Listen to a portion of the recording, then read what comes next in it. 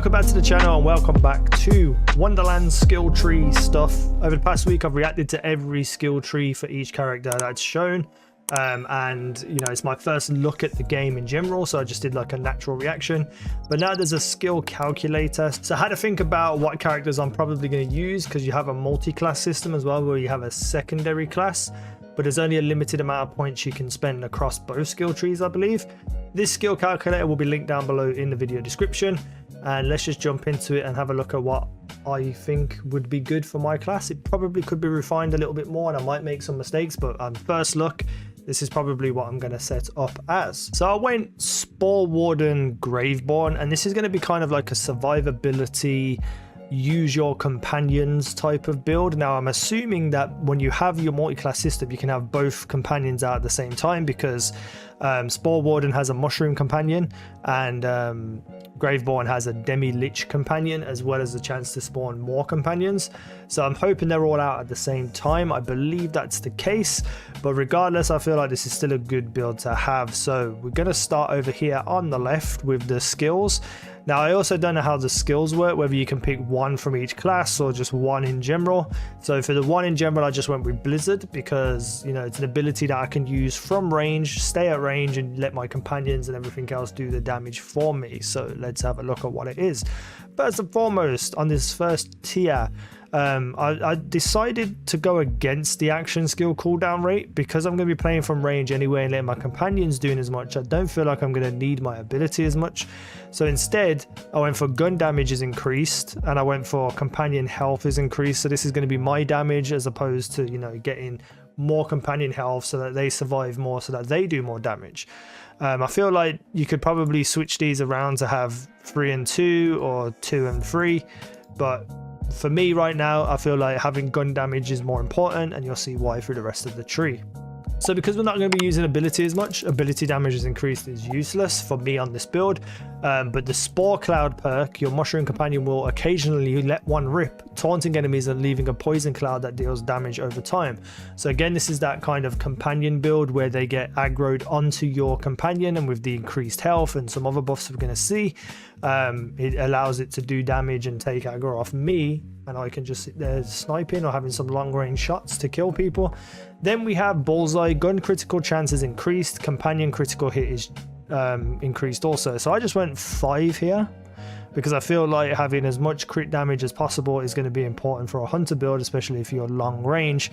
And I say hunter as in, like, you know, like World of Warcraft, where you have a pet companion and you sit back and snipe. And then we go down to this tier here, which I'm going to have medicinal mushrooms, so the companion will try to save my life, and if he does we get increased damage, which again is very, very useful. Then we have over here a choice between these two perks. Now because I'm going to be standing back and playing quite passively and defensively, I don't think I need movement speed or fire rate. I can let my companions do everything close range, and I can just sit back and pick off enemies where I can. So quiver of holding, magazine size is increased, and the weapon will regenerate ammo over time, will just help me keep up that damage without having too much reloads and stuff like that, because I've got more ammo and it regenerates. So I feel like that's probably a good choice for me. And then for the rest of the skill tree, we're just going to fill it out completely, and then we'll go through the perks. So we have Thrill of the Hunt. Gun critical hits grant increased companion damage, so it's like weakening targets, and my companion can do more damage. And because I'm, you know, trying to get critical hits and the chance of it is increased, that means, you know, more damage for the companion. And then on top of that as well, Cold Shot. While aiming down sights, the Fate Maker gains an ever increasing amount of increased gun damage and damage reduction. So even if I am getting hit from range, it's reduced, but more importantly I'm getting increased gun damage, which also ties into the fact that any increases to the Fate Maker's damage also apply to their companions, and you can see it down there in the list of feats. What that means is the more damage I get, the more damage they do. So everything here is kind of just like teed up for me to stand at range and get like loads of critical hits and kills, and then the companions doing all the work, and also have the companions aggro and do poison damage, or this companion I should say. Then Wrath of Nature. Whenever the Fate Maker deals ability damage to an enemy, the affected enemy takes increased damage from all sources for a duration. Now the reason why I put 3 points in this is because more than likely it will increase the damage more because there's more points in there. So let's just say if I put 1 point in, it's like a 10% increased damage, but with 3 points in, 30% increased damage. Potentially doesn't actually say that, but that's the way I'm reading it, and that's the way I'm putting, that's why I'm putting all the points in there too. So not only am I getting like increased companion damage by getting gun critical hits, I'm getting increased damage on my guns and stuff. My blizzard attack, which is a ranged thing, and like cyclones like chase people, that will then increase damage from all sources, so even more damage right there. Then I've got Headhunter. Gun damage dealt to critical hit areas is increased, so we're going for that critical spot, you know, standing back from range with snipers and stuff, so I'll be doing more damage myself. And then we have Play the Angles. The Fate Maker's gun critical hits have a chance to ricochet, dealing reduced ability damage to nearby enemies. Ricocheted shots have a small chance to ricochet an additional time. So again, if I am sitting back and I am sniping and I do some big damage for a critical area, then that could ricochet and hit a couple of more enemies, potentially killing them, and then anyone else that's around that's weakened or anything will be getting destroyed by my companion or companions, because we're going to talk about the multi-class, the secondary class, which I'm hoping will have all the companions available at one time. So let's look at that. Right, so over here, I don't really need a kill skill because I'm relying on my companions. So I went with, obviously, Faithful Thralls. 9% damage dealt per companion will be increased, so I'm getting more damage from my companions in general. And then over here, I just threw 2 points in for extra health, but also extra dark magic efficiency, which I'm hoping is tied to the Demi-Lich, which uses dark magic. So they're just, you know, more efficient, whatever that means, but I'm really just going for the health. I don't know what dark magic efficiency means, it's just there. And then on the second tier, we have a kill skill. Companions deal 3% extra bonus dark magic, so if I put 3 points in there, it's an extra 9% damage, 2 max stacks, and it lasts for 12 seconds. So my Demi-Lich will be doing way more damage with dark magic. Then I threw 2 points into here to get 8% more dark magic damage. I hope that's tied to my companion, but the other perk really doesn't really, you know, I don't care about, because I'm probably not going to be casting too many spells. I'm going to be doing a lot of gun damage, so my health regeneration isn't that important, and if I am at range anyway, I might not be taking as much damage, and I have perks to reduce damage anyway, so I feel like these two perks are probably going to work better if this one also equates to the damage that my Demi-Lich does. And then the last few points for me is 1 in here and 3 in here, and that's my skill tree done.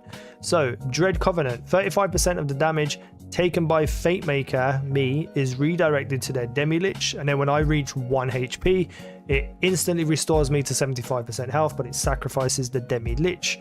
What this does for me here is it keeps me alive as long as possible, but I also then have a secondary companion ready to go, and even if he heals me and I die again, then the mushroom will be able to revive me as well. So it's just keeping myself alive, survivability, as well as relying on companions to do damage. Now I'm assuming, you know, 120 seconds down cooldown probably won't be noticeable if I have my other companion too, and hopefully I just don't get down to 1 health as much, but I wanted to put that in there as just a little bit of extra kind of defense. And then we have Dark Hydra, kill skill, chance to summon a Dark Hydra companion, so another companion, and they will deal dark magic ability damage to nearby enemies for a duration. The chance of that is 60% per kill, and I can have up 3 extra Hydras. So with everything that's kind of here, I'm going to have as many companions up as often as possible. I'm going to be very survivable, if that's even a word. I'm going to survive quite a lot because I'm at range. I'm doing gun critical damage, which is going to buff absolutely everything. I can throw out my ability from range, which also weakens enemies. So it's very much about just debuffing enemies, doing massive crit damage for myself, as well as throwing, you know, just everything that a companion can do, or multiple companions can do, at the enemies. And that to me will be pretty damn overpowered. I'm probably going to have a look at some of the other skill trees and see how they line up with each other, but I really do think this is a really cool, good, unique build for this game. And the weird thing about this is that I was convinced that I was going to play without using guns on my first playthrough to have a unique Wonderlands experience. But looking at this kind of build here, I don't think I have any choice. Like, if I'm going to play these 2 skill trees, or at least a Spore Warden to start with, I'm going to need a lot of, you know, gun damage and stuff. So I'm very excited to look at some other classes. I'm very excited to see if this build will work out. If you're looking at this build now, what would you change, specifically tied to companions? But if you have any other builds, let me know as well. I'm very excited to have a look at them. So that's it. Thank you for watching. I've been easynow. You guys have been awesome.